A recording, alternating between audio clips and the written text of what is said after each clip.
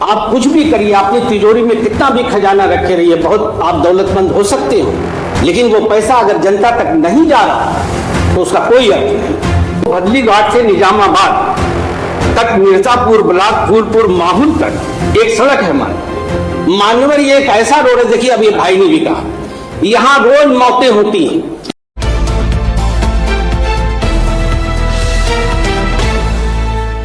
आप देख रहे हैं खबरों नजर चैनल। खबर यूपी के विधान परिषद से है, जहां लगातार सदन में जनता के हित लड़ाई लड़ने वाले और जनता की आवाज बुलंद करने वाले शाह आलम गुड्डू जमाली एमएलसी समाजवादी पार्टी पूर्व विधायक मुबारकपुर ने आज फिर सदन में जनता की आवाज बुलंद की।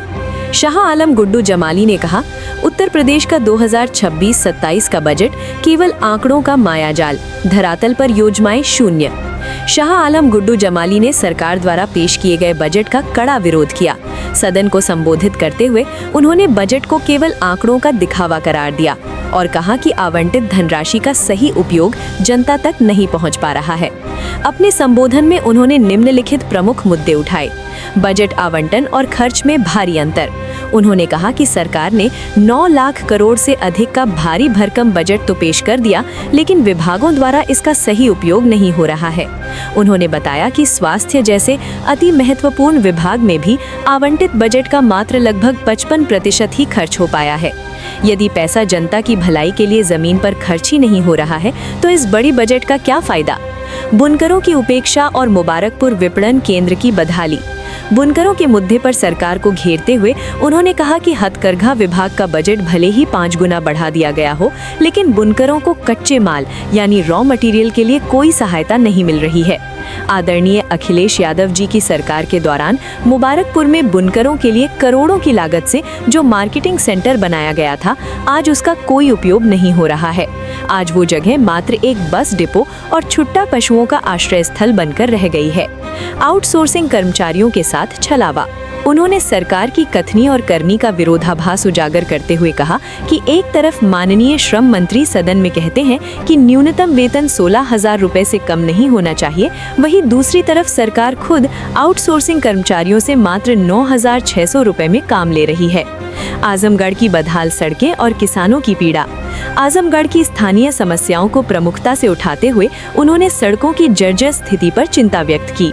उन्होंने भदोली से निजामाबाद व मिर्जापुर ब्लॉक से फूलपुर, माहौल होते हुए कला चौक तक खराब रोड का मुद्दा उठाया। ज्ञात हो कि एक दिन पूर्व नियम 111 के अंतर्गत ये मुद्दा उठाया गया। वही ब्लॉक जहानागंज के शेरपुर बाजार से बेलाकोल फिनहीनी होते हुए बोंगरिया बाजार तक की खराब सड़कों का विशेष रूप से जिक्र किया। उन्होंने कहा कि खराब सड़कों और जाम के कारण किसानों को अपनी उपज ले जाने में भारी दिक्कतों का सामना करना पड़ रहा है। एक्सप्रेसवे की गुणवत्ता और सुरक्षा पर सवाल। प्रदेश में बन रहे एक्सप्रेसवे के लिए सरकार को बधाई देते हुए उन्होंने उनकी गुणवत्ता पर गंभीर सवाल खड़े किए। उन्होंने कहा कि पैसा बचाने के चक्कर में गुणवत्ता से समझौता किया जा रहा है। आगरा एक्सप्रेसवे की तुलना में वर्तमान एक्सप्रेसवे की गुणवत्ता काफी खराब है, जिसके कारण आए दिन भीषण दुर्घटनाएं और मौतें हो रही हैं। उन्होंने सरकार से मांग की कि एक्सप्रेसवे का निर्माण अंतर्राष्ट्रीय सुरक्षा मानकों यानी इंटरनेशनल सेफ्टी स्टैंडर्ड्स के अनुसार किया जाए। अंत में उन्होंने मांग की कि सरकार केवल कागजों पर बजट आवंटित करने के बजाय ये सुनिश्चित करे कि विभागों को समय पर पैसा मिले और अधिकारी पूरी ईमानदारी से उस पैसे को जनहित की योजनाओं में खर्च करें। माननीय शाह आलम,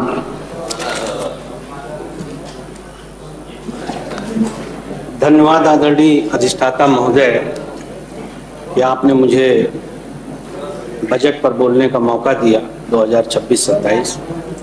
मान्यवर, मैं इस बजट के विरोध में बोलने के लिए खड़ा हूं।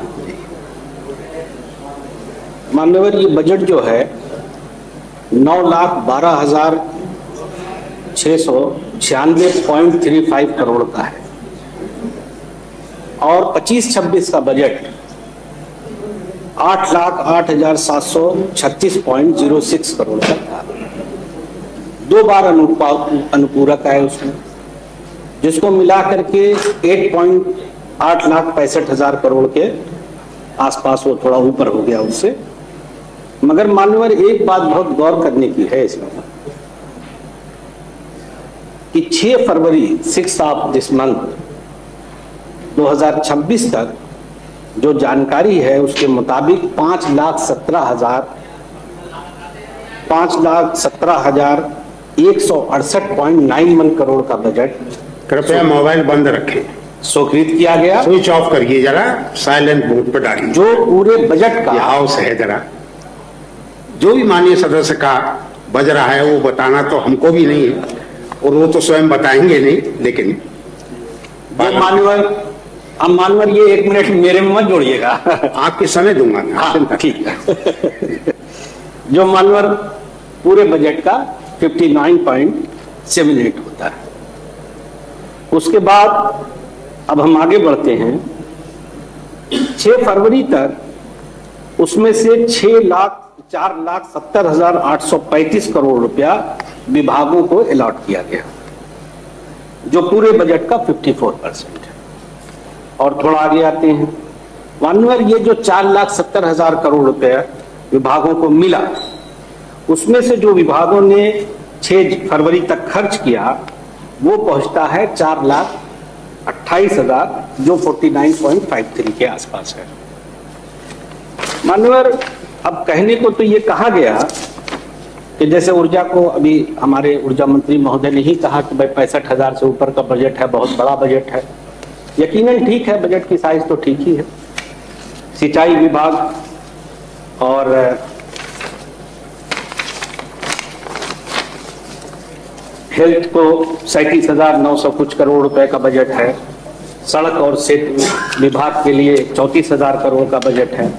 हथकरघा विभाग, जिसको कहा गया कि 5,041 करोड़ रुपए का बजट है, और ये भी खास तौर से उसमें लिखा हुआ है कि ये 5 गुना पिछले बार के बजट से, इसको सरकार ने बहुत उदारता दिखाई है इस पे कि 5 गुना कर दिया। लेकिन मुझे बड़ी हैरत होती है कभी कभी कि 5 गुना नहीं, आप 10 गुना कर दीजिए। आप जब उनको कोई मदद ही नहीं दे पा रहे हैं, मैं बार बार ये मुद्दा इसलिए उठाता हूं बनकरों का कि मैं उनसे बहुत करीब से जुड़ा हुआ हूं। आप एक सब्सिडी देते थे 74 रुपया, जो आदरणीय मुलायम सिंह यादव जी स्वर्गीय के जमाने में शुरू हुआ था। बाद में इस सरकार ने उसको खत्म ऐसा बढ़ाया कि 5 गुना 500 400 कुछ रुपए कर दिया बढ़ा करके, तो 5-6 गुना से ज्यादा बढ़ा दिया। तो अब आप ये अगर क्लेम करते हैं कि हमने बजट बहुत ज्यादा कर दिया, तो what is the use of this increase budget? ना हम बुनकरों को कोई रॉ मटेरियल में सहायता करते हैं, ना ही उनके, मैं तो मुबारकपुर से चूंकि एमएलए भी चुना जाता था, मैंने अपनी आंखों से देखा, हालांकि मैं उस वक्त बसपा में था, ये भी मैं बताऊं कि ऐसा नहीं कि कोई सरकार की तारीफ के लिए मैं बोल रहा हूं, लेकिन जो हकीकत है वो बोल रहा हूं। आदरणीय अखिलेश यादव जी की सरकार थी, वो मुख्यमंत्री थे, उन्होंने उदारता पूर्वक वहां पे विपणन केंद्र बनाया। चूंकि मुबारकपुर के लोग गए, उन्होंने प्रेजेंट किया, हम लोग भी उसमें इन्वॉल्व थे, उन्होंने उस परेशानी को समझा। बहुत लोग थे टाडा और यहाँ वहां के और भी बहुत बुनकर भाई आए थे कानपुर वगैरह से, तो उन्होंने कहा कि भाई मैं अहम जगहों पे विपणन केंद्र बनाता हूं, उसमें एक मुबारकपुर भी बना।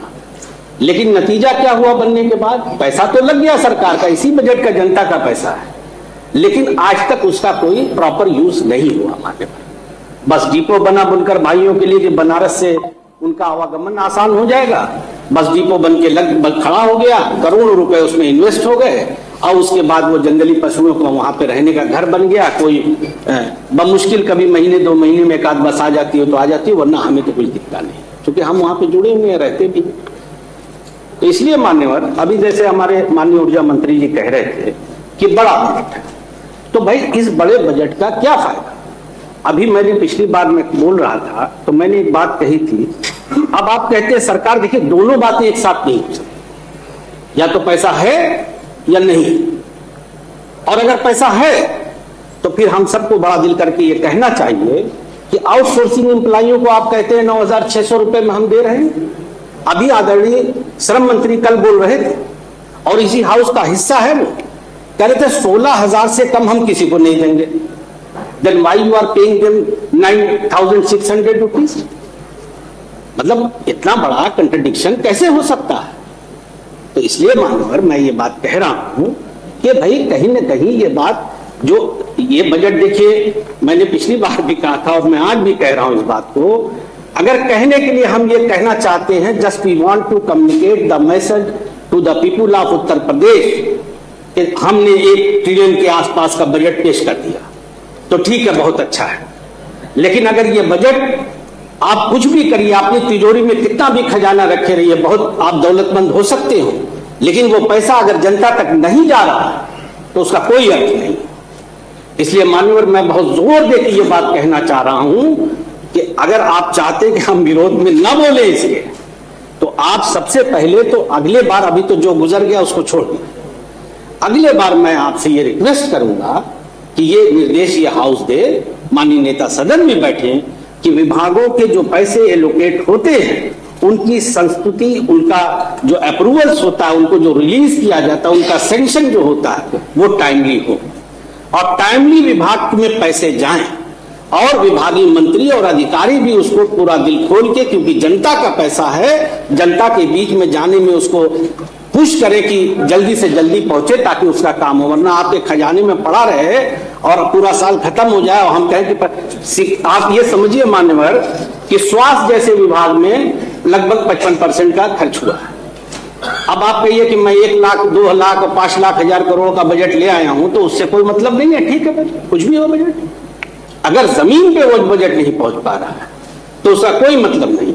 अभी देखिए, सड़क और सेतु विभाग की बात है, हालांकि मैंने तो कल आदरणीय सभापति महोदय के आशीर्वाद से ये मैंने नियम 151 में लगा, भदुली हमारे यहाँ आजमगढ़ में एक वो पड़ता है भदुली घाट, ये एक ऐसा मुद्दा है मान्यवर कि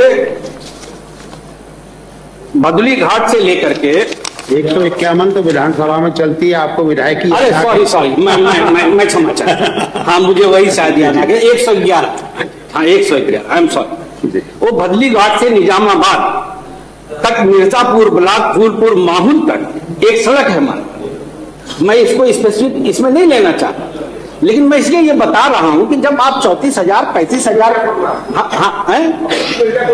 हाँ अच्छा, आपके भी नॉलेज में आप भी सपोर्ट कीजिएगा, आपका भी जिला रोज मान्यवर वहां पे, मैं इस मुद्दे को उठा चुका हूं और इस पर प्रस्ताव भी दिया है, आप जोड़ दें। चलिए, मैं आपको धन्यवाद देता हूं, इसलिए कि हमारा कॉज एक है, हम लोग जनता की सेवा के लिए, हमारा कॉज एक है मान्यवर। ये एक ऐसा रोड है, देखिए अभी भाई ने भी कहा, यहाँ रोज मौतें होती हैं। अब आप भी हाँ ठीक है, मैं खत्म कर रहा हूँ मान्यवर। इसी तरह मान्यवर ब्लॉक जहानागंज है, शेरपुर बाजार से लेके बैलागोल पिनहनी होते हुए बगरिया तक रोड बहुत खराब है, और इसकी हालत ये है मानवर, ये प्योर किसानों का पिछड़ा गांव है, किसान अपनी गाड़ियां लेके नहीं जा पाते हैं, ट्रैक्टर जाम रहते हैं, चाहे वो ये बैला वो बगरिया हो, चाहे ये भदली का मामला हो।